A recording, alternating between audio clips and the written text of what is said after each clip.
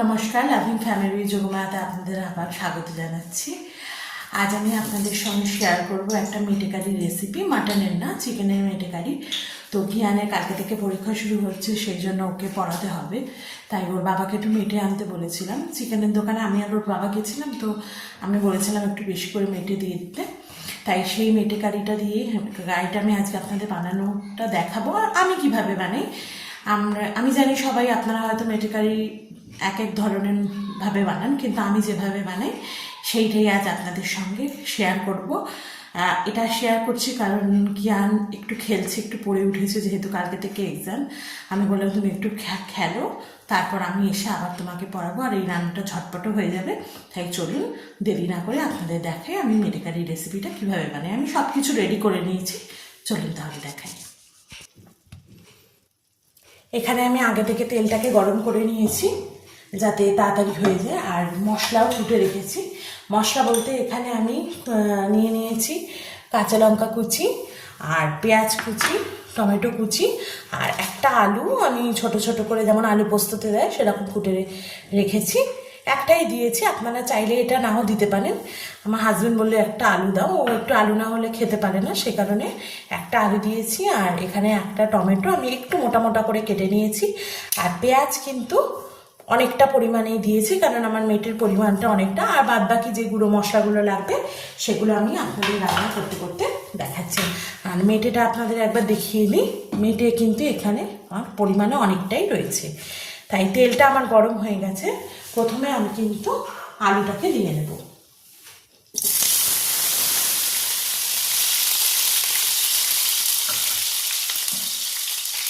এবার আমি সামান্য একটু হলুদ আর নুন দিয়ে আলুটাকে হালকা করে ভেজে নেব। একটু হলুদ দিয়ে দিলাম, আর দিয়ে দেবো একটু নুন।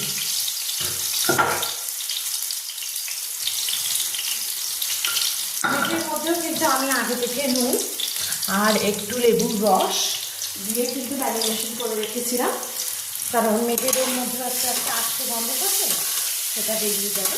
আপনারা চাইলে যে নিরাপে দিতে পারেন লেবুর পরিবর্তে। এবার গ্যাসের ফ্লেমটাকে হাই করে আমি এটাকে এই 1 মিনিটের জন্য একটু ভেজে নিই। ভেজে কিন্তু আমি তুলবো না, একদম এর মধ্যে আমি আস্তে আস্তে সব মশলাগুলো অ্যাড করতে থাকবো।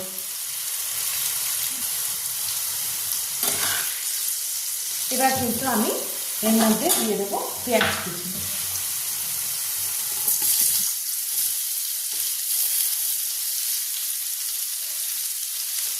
পেঁয়াজ কুচিটাকে আমি 1 মিনিট মতো নাড়াচাড়া করে এর মধ্যে টমেটো আর কাঁচা লঙ্কা কুচিটা দিয়ে দিচ্ছি। 1 মিনিটের মতো একটু নাড়াচাড়া করবো যাতে পেঁয়াজগুলো একটু নরম হয়ে যায়।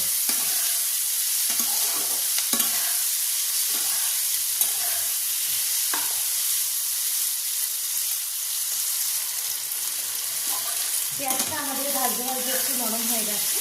এবার আমি এর মধ্যে দিয়ে দেবো কাঁচা লঙ্কা। কাঁচা লঙ্কাটাও একটু বেশি পরিমাণে দিয়েছি, আপনারা যে যেমন ঝাল খান সেই বুঝে কাঁচা লঙ্কাটা কিন্তু এখানে মিক্স করবেন। আর দিয়ে দেবো টমেটো কুচি। টমেটো বাটাটা দেবো না, টমেটো বাটাটা দিলে অনেকটা মশলা হয়ে যায়, কুচিটা দিলেই কিন্তু চচ্চড়িতে স্বাদটা আসে।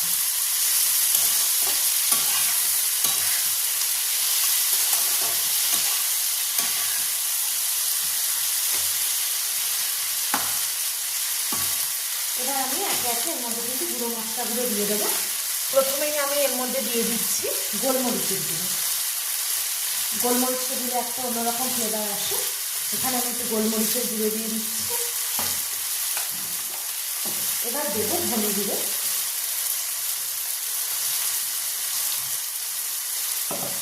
দেবো হলুদ গুঁড়ো,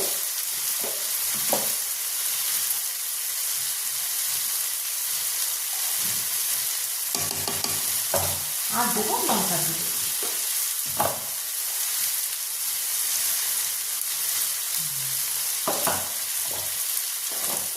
এবার কিন্তু মশলার সঙ্গে আমি খুব ভালো করে সবটা মিশিয়ে দেবো।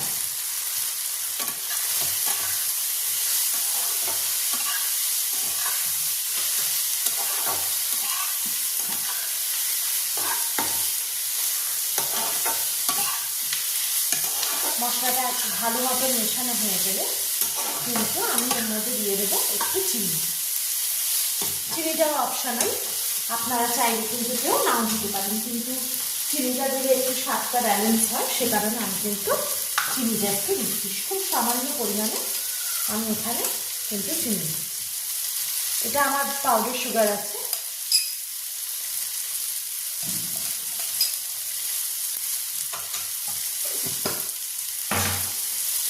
জল দেওয়ার একদমই প্রয়োজন নেই, কারণ মেটেটা দিলেই কিন্তু তার থেকে অনেকটা জল ছাড়বে, তাতেই কিন্তু মশলাটা পুরোপুরি কষানো হয়ে যাবে।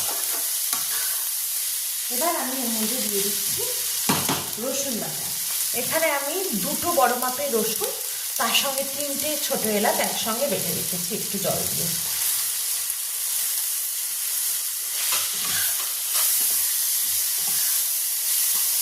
এবার কিন্তু গ্যাসটাকে আমি একটু মিডিয়াম ফ্লেমে করে দিচ্ছি, লো না।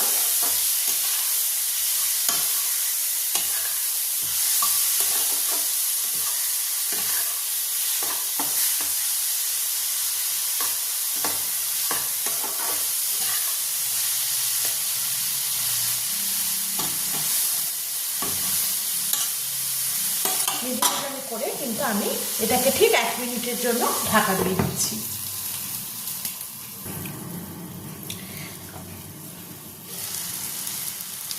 এখানে দেখো চাপা দিয়ে দিয়ে আমি মশলাটাকে কিন্তু ভালো করে কষিয়ে নিয়েছি।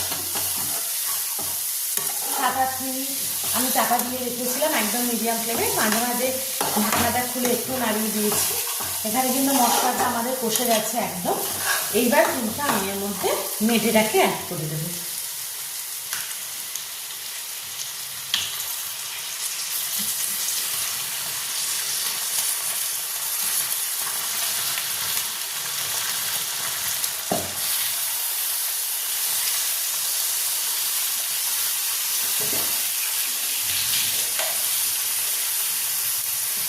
মেটেটাকে অ্যাড করে দিও, মানে ভালো করে একটু মিশিয়ে নেব, মিশিয়ে কিন্তু আবার চাপা দিয়ে রাখবো।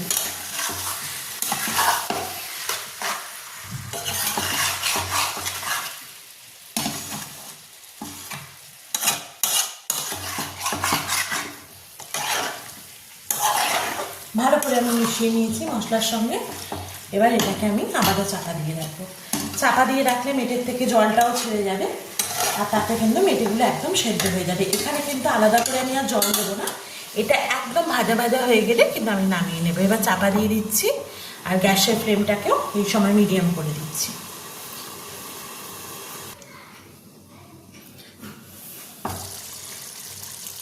দেখো এটাকে চাপা দিয়ে দিয়ে আমি রেখেছি, অনেকটাই জল কিন্তু এটার থেকে ছেড়ে গেছে।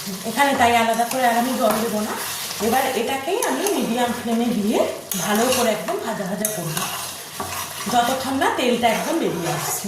এবার আমি ফ্লেমটাকে কিন্তু হাই করে দিচ্ছি, আর ঢাকনাটাও আর দেবো না। এবার এটাকে আমি ভালো করে ফ্রাই করে নেব।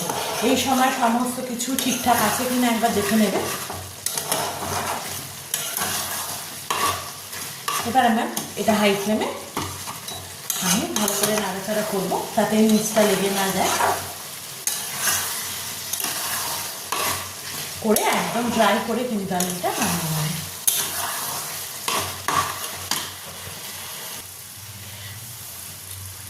দেখো হাই ফ্লেমে কষাতে কষাতে কিন্তু অনেকটা তেল আমাদের ছেড়ে এসছে।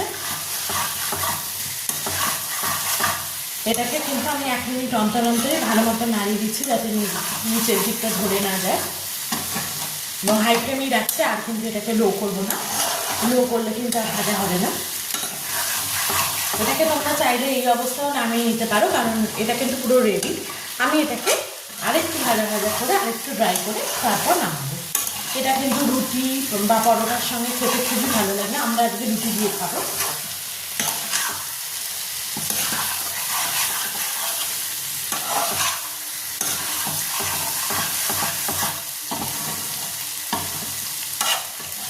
মাঝে মধ্যে কিন্তু ভালো মতন করে নিচের দিকটা নাড়িয়ে দিতে হবে।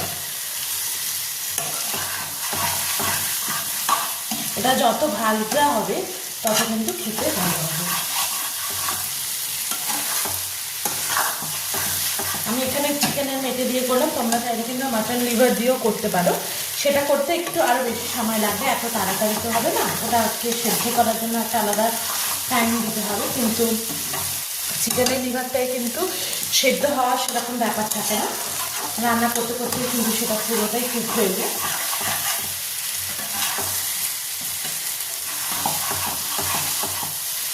এবার দেখো আমার কিন্তু এটা রান্না করা হয়ে গেছে। এবার কিন্তু আমি এটাকে ঢেকে রেখে দেবো, আবার যখন আমরা খাবো তখন কিন্তু একটু গরম করে তারপর সার্ভ করবো।